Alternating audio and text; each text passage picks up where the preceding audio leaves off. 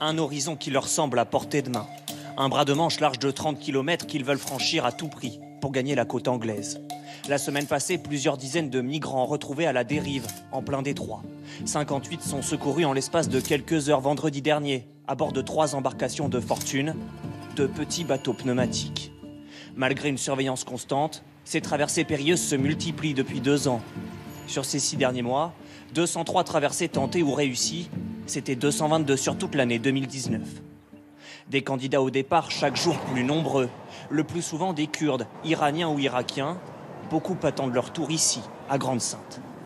Rejoindre le Royaume-Uni par bateau, c'est l'obsession de ce Kurde de 21 ans qui a quitté l'Irak il y a 5 mois. Nous allons essayer. Nous sommes en train de le préparer. Mais nous ne savons pas ce qui va se passer. On ne sait pas ce qu'il y a de l'autre côté. Je suis serein. Je crois que je vais y arriver. Bloqués à quelques kilomètres du Royaume-Uni quand ils en ont parcouru plus de 4000, ce couple d'Irakiens attend un bébé dans 4 mois. Ils veulent coûte que coûte atteindre les côtes anglaises. Parce que là-bas, la vie est meilleure pour les familles. Et j'attends un bébé. Donc nous voulons vivre là-bas. C'est tellement difficile en Irak, au Kurdistan. Donc vous ne voulez pas y retourner ? Jamais. En attendant, ils vivent tous dans cette nouvelle jungle. À l'intérieur de certaines tentes se distinguent des gilets de sauvetage prêts à l'emploi. Il serait ici près de 300 migrants selon cette bénévole, malgré un très récent démantèlement. C'était vraiment redevenu la forêt, quoi. Et là, au bout de 2 semaines, ça a doublé de population. Les empêcher de traverser la Manche, une tâche colossale pour les autorités, car les départs peuvent se faire depuis toute la côte.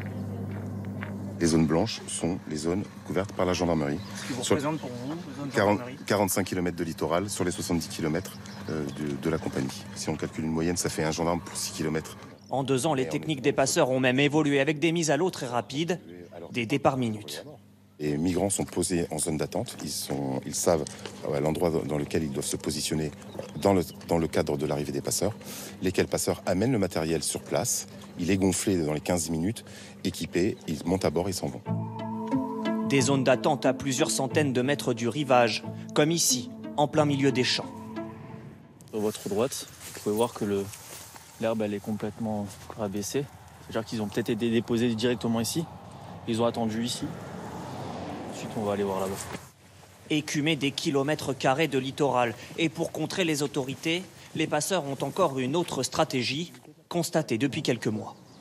Les filières s'organisent pour repérer les forces de l'ordre présentes sur le terrain et agir parfois certaines nuits par effet de saturation. Ils multiplient les tentatives de départ, ce qui bien sûr complique l'action des forces de l'ordre. Depuis le début de l'année, 11 filières de passeurs ont été démantelées. Mais même sans elles, certains sont prêts à tenter la traversée. Il y a quelques jours, c'est à bord d'une piscine gonflable que des migrants ont été secourus au large de Calais.